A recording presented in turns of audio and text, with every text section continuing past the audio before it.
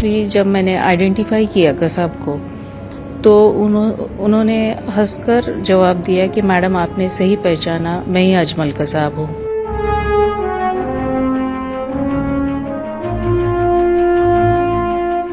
उसके चेहरे पर ना तो कोई दुख था ना दर्द था।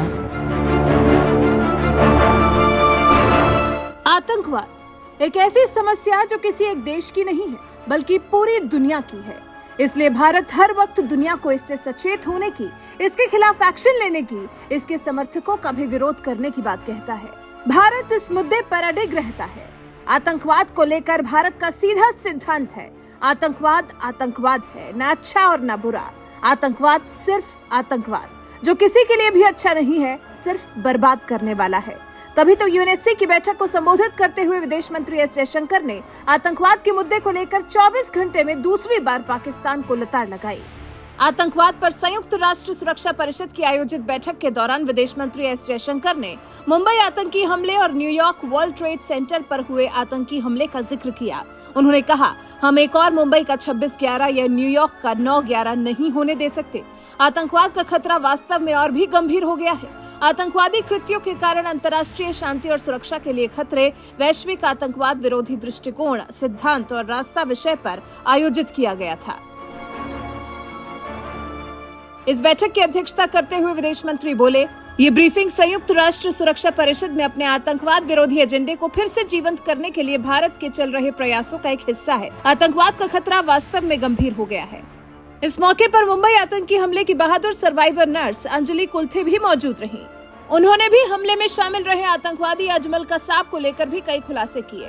अंजलि वी कुल्थे वही है जो हमले के दौरान अस्पताल में हुई गोलीबारी में फंसी थी। उन्होंने उस दिन की याद दिलाते हुए यूएनएससी में कहा कि वो आतंकी हमलों के पीड़ित परिवारों ने कितना दर्द और दुख सहा है, उसे इस मंच के संज्ञान में लाना चाहती हैं। उन्होंने कहा, उस रात 20 गर्भवती महिलाएं मेरी देखरेख में थीं। हमें आपात स्थिति के लिए तैयार रहने को कहा गया था। 2 व्यक्ति अस्पताल में दाखिल हुए, उनमें से एक ने गोलियां चलाईं। मैंने सीएमओ को सूचित किया कि आतंकी घुस आए हैं। मैंने उन्हें अस्पताल में सुरक्षा गार्ड को गोली मारते देखा। मैं डर गई थी। मेरी वर्दी ने मुझे साहस दिया और नर्सिंग के प्रति मेरे जुनून ने मुझे विचारों की स्पष्टता दी। 26/11 की उस रात जो दहशतवादी हमला हुआ, तो उस रात मेरी नाइट ड्यूटी थी और रात को 8 बजे मेरी night duty antenatal care unit ward में शुरू हुई थी और हमें 1 घंटे बाद हमारे अधिकारियों से पता चला कि सीएसटी स्टेशन पर फायरिंग हो रही है और इसके दरमियान आपको आपातकालीन तैयारी रखनी है। उस हिसाब से हम काम कर रहे थे। करीब 10:30 बजे गोलियों की आवाज़ सुनाई दी, तो मैंने खिड़की से देखा तो मैंने देखा कि टेररिस्ट जो है वो दीवार फांदकर हॉस्पिटल के अंदर आ चुके थे और हमारी तरफ उन्होंने 2 फायर करने के बाद एक गोली में लाइट चली गई थी और दूसरी गोली मेरी जो सहायक थी हीरा, उसे गोली लगी थी और गोली लगने की वजह से काफ़ी खून बह रहा था और उसे अर्जेंटली मुझे कैजुअल्टी शिफ्ट करना था। उसे कैजुअल्टी शिफ्ट करने के बाद जैसे मैं अपने ऑन ड्यूटी सीएमओ डॉक्टर उन्हें बता दिया कि टेररिस्ट जो है वो कामा हॉस्पिटल के अंदर आ चुके हैं और उनकी फायरिंग की वजह से ये ज़ख्मी हो गई है और फिर मैं अपनी वार्ड की तरफ जाने के लिए निकली और जैसे ही मैंने देखा मेन डोर पे दोनों वॉचमैन जो है उन्हें फायर कर दिया था।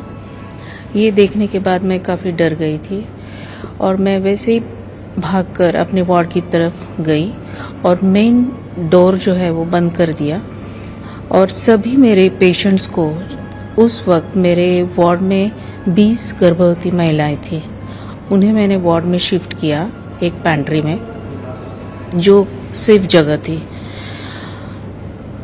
पेशेंट काफ़ी डरी हुई थी और उन्हें विश्वास दिलाया, उन्हें शांत किया और सब लाइट्स बंद कर दिए ताकि उन आतंकवादियों को ये पेशेंट्स नज़र ना आए।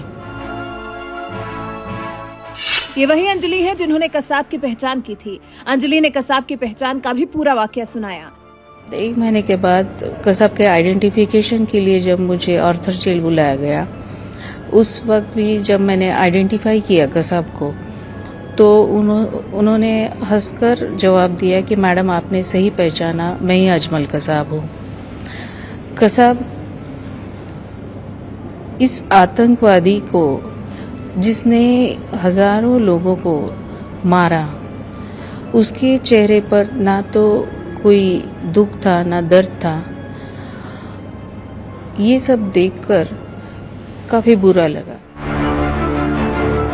हम 26/11 मुंबई हमलों में पीड़ित न्याय की प्रतीक्षा कर रहे हैं, क्योंकि हमले के प्रायोजक 14 साल बाद भी आजाद हैं।